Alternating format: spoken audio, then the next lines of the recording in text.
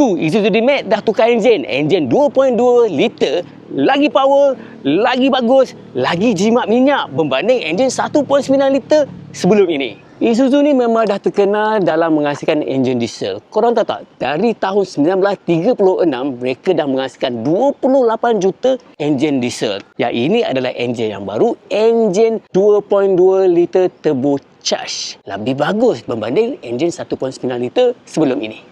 Enjin yang baru ni mampu menghasilkan 163 PS dengan kenaikan 8.7%. Manakala tork dia mencecah 400 Nm of torque dengan peningkatan 14.3% berbanding enjin 1.9 liter sebelum ini. Aku pun sebenarnya pelik. Enjin sana yang lebih kecil lagi tak jimat minyak. Yang ini enjin yang lebih besar lagi jimat minyak 5%.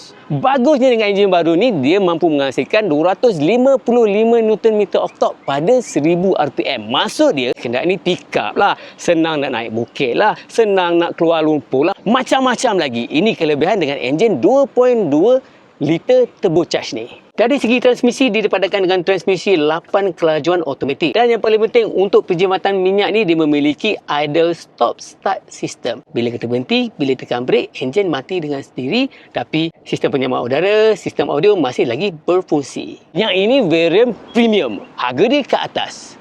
Okey, kalau korang nak tengok pasal perbezaan luaran, korang tengok video yang seterusnya.